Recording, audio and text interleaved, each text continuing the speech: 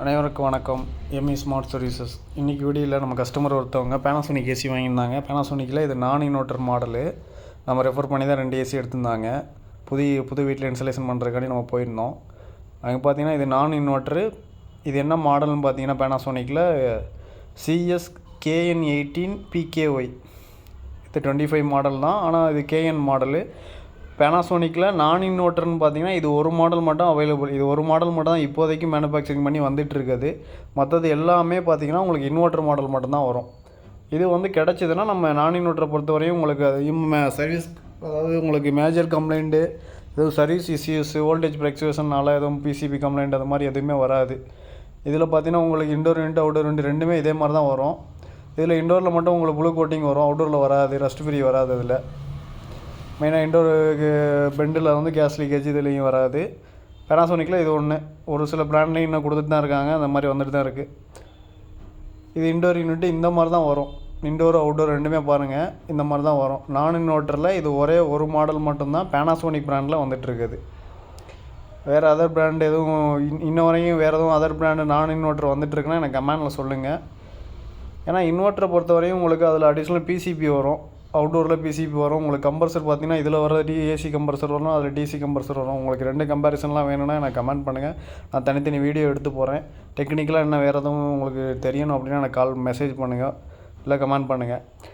இது பார்த்தீங்கன்னா உங்களுக்கு இன்டோர் யூனிட் அவுட்டோர் யூனிட் வந்து பார்த்தீங்கன்னா 3 கோர் ஒயர் தான் வரும். இப்போ இன்வெர்ட்டருக்கு மட்டும் தான் 4 கோர் ஒயர். அது அடிஷ்னலாக உங்களுக்கு ஒரு பேஸ் வரதுனால அதில் வரும். இது இன்டோர், இங்கே ஒரு இன்டோரு, அந்த சைடு இன்னொரு இன்டோரு கோர் கட்டிங் பண்ணி நம்ம இன்ஸ்டால் பண்ணி கொடுத்தோம்.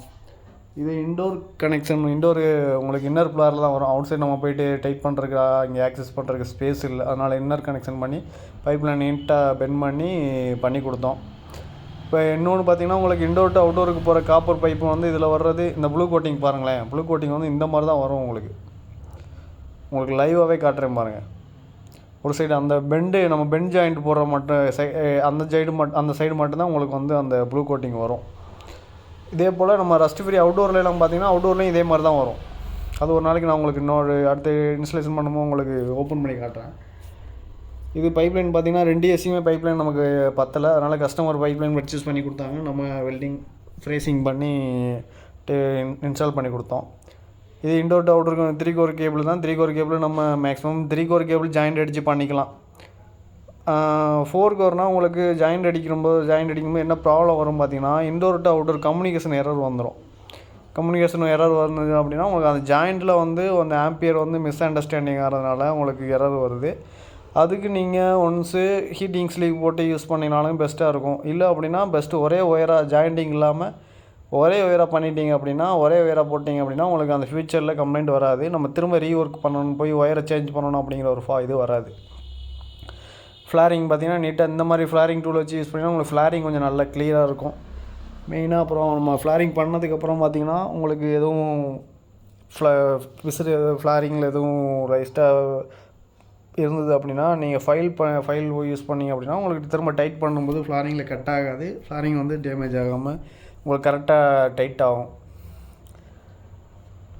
இப்போ பைப்லைன் பார்த்தீங்கன்னா உங்களுக்கு இன்டோர்லேருந்து அவுட்டோருக்கு வந்து ஒரு ஏசிக்கு வந்து ஒரு 5 மீட்டர்கிட்ட வந்தது, ஒரு ஏசிக்கு மட்டும் ஒரு 4 மீட்ரு வந்தது.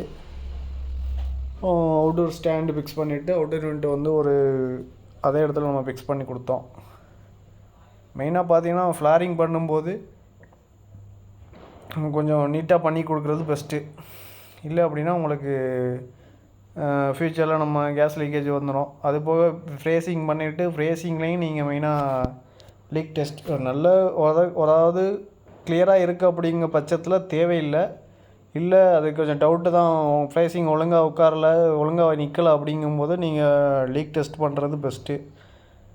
லீக் டெஸ்ட் பண்ணிகிட்டே பண்ணுறது உங்களுக்கு ஃப்யூச்சரில் கேஸ் லீக்கேஜ் எதுவும் வராது. உங்களுக்கு ஃப்யூச்சர் கம்ப்ளைண்ட் வந்தாலும் நம்ம பார்க்குறதுக்கு ஈஸியாக இருக்கும். அதே போல் இன்டோர் கனெக்ஷன் மெயினாக பைப்லைன் வந்து உள்ளே அதிகமாக எதுவும் வருது அப்படின்னா அந்த இடத்துல காட்டன் டேப் யூஸ் பண்ணோம்னா நமக்கு வந்து ஃப்யூச்சரில் கண்டென்சேஷன்ற ப்ராப்ளம் வராது. போயிட்டே போகும்போது உங்களுக்கு அதில் வாட்டர் அப்சர்வ் பண்ணாது, அதனால் கண்டென்சேஷன் ப்ராப்ளம் வரும் கண்டிப்பாக. இன்னர் ஃப்ளாரிங்கு இல்லை இன்சைடில் பைப்லைன் வீட்டுக்குள்ளே பைப்லைன் அதிகமாக ரன் பண்ணுற மாதிரி இருக்குது அப்படின்னா அந்த இடத்துல காட்டன் டேப் யூஸ் பண்ணோம்னா கொஞ்சம் உங்களுக்கு கண்டென்சேஷன் வாட்டர் ஃப்யூச்சரில் வாட்டர் லீக்கேஜ் வராமல் இருக்கும். அதே போல் பேக் சைடு பார்த்தீங்கன்னா நம்ம பைப்லைன் உள்ள தள்ளையில் யூ ட்ராப்போ அப்படி இல்லாத எல் ட்ராப்போ நம்ம எல் பிரிண்டோ போட்டு தள்ளும்போது உங்களுக்கு ஃப்யூச்சரில் வாட்டர் கம்ப்ளைண்ட்டு, மழை தண்ணியோ இல்லை வேறு எதனா செவரில் வடிகிற வாட்டர் கம்ப்ளைண்ட்டோ உங்களுக்கு உள்ளே வராது. மெயினாக ஹோல்ட் பண்ணும்போது வெளி சைடு ஸ்லாண்டிங் வர்ற மாதிரி நம்ம பண்ணணும். அப்படின்னா ஃப்யூச்சரில் இந்த மாதிரி கம்ப்ளைண்ட் வராது. இது பேக் சைடு அப்படி தான், இந்த பேக் சைடு இந்த மாதிரி தான் வந்தது. நம்ம கோர் கட்டிங் பண்ணினா உங்களுக்கு ஃபினிஷிங் வந்து பின்னாடி சூப்பராக இருக்கும்.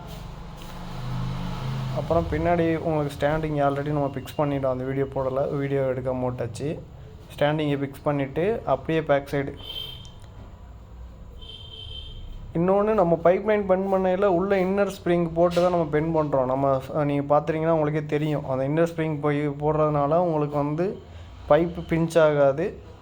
எதுவும் வந்து கேஸ் ட்ராப் ஆகிற மாதிரி கம்ப்ளைண்ட் எதுவும் வராது. இதில் இன்டோர் கனெக்ஷன் ஒயரு அவங்க கஸ்டமர் எடுத்து கொடுத்துருந்தாங்க. Indoor connection wire, outer connection wire ரெண்டையுமே நம்ம கொடுத்துட்டோம்.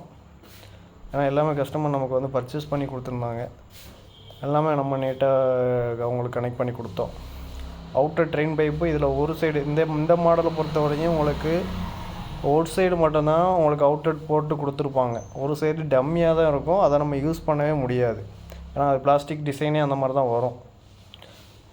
அப்புறம் இதில் வந்து உங்களுக்கு பேக் சைடு உங்களுக்கு ஸ்லோப்பிங் வந்து நீங்கள் எப்படி வைக்கணும்னு பார்த்தீங்கன்னா, உங்களுக்கு ஏசியை வந்து ஸ்பிட் லோவில் வைக்கல ஸ்ட்ரெயிட்டாகவே வச்சுருங்க. ஸ்ட்ரெயிட்டாக வச்சிங்க அப்படின்னா உங்களுக்கு ரைட் சைடு போயிட்டு வாட்டர் லைனு நம்ம இன்னர் பிளார் பண்ணுறோம் அப்படின்னா லெஃப்ட் சைடு போகணும். அப்போ அந்த மாதிரி இடத்துல நம்ம வந்து ஸ்டாண்டிங் கரெக்டாக வச்சோம்னா மட்டும்தான் உங்களுக்கு வாட்டர் கம்ப்ளைண்ட் இல்லாமல் ஃப்யூச்சரில் ரன் ஆகிட்ருக்கும். இல்லை நம்ம லெஃப்ட் சைடோ இல்லை ரைட் சைடோ ஏதோ ஒரு சைடு இறக்கி வச்சிட்டோம்னாலும் கண்டிப்பாக வாட்டர் கம்ப்ளைண்ட் வந்துடும். இதை கொஞ்சம் பார்த்து பண்ணணும்.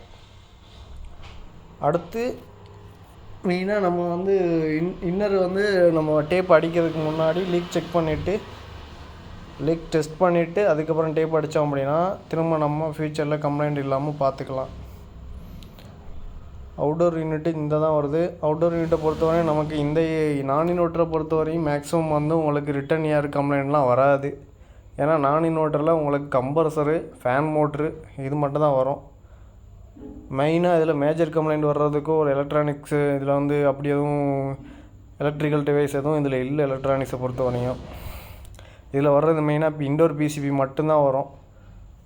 அதனால் உங்களுக்கு இதில் ஏதோ வோல்டேஜ் ப்ராப்ளம் இல்லை கம்யூனிகேஷன் எரரோ அந்த மாதிரி வர்றதுக்கு மேஜர் கம்ப்ளைண்ட் வர்றதுக்கு எதுவும் ப்ராப்ளம் இல்லை. ஆனால் கம்ப்ரஸரை பொறுத்தவரையும் இதில் வந்து உங்களுக்கு பவர் அதிகமாக தான் எடுக்கும். இப்போ நம்ம நார்மலாக 1.5 டன்னு பார்த்தீங்கன்னா இது 6.0 7 ஆம்ஸ் வரையும் எடுத்துரும். அதே இது நான் இன்வெர்ட்டரை பொறுத்தவரையும் உங்களுக்கு 3.5 5 ஆம்ஸுக்குள்ளே தான் எடுக்கும். 1 டன் 1.5 டன் அந்த மாதிரி எடுக்கும்போது நீங்கள் இன்வெர்ட்டரை பொறுத்தவரையும் உங்களுக்கு பவர் கன்சியூம் ஆகும். நான் இன்வெர்ட்டரை பொறுத்தவரையும் உங்களுக்கு கன்சியூம் ஆகாது. ஆனால் பார்த்தீங்கன்னா உங்களுக்கு இதில் மேஜர் கம்ப்ளைண்ட் இப்போ லோ வோல்டேஜாக இருந்தாலும் ரன் ஆகும், ஹை வோல்டேஜ் இருந்தாலும் இது ரன் ஆகும்.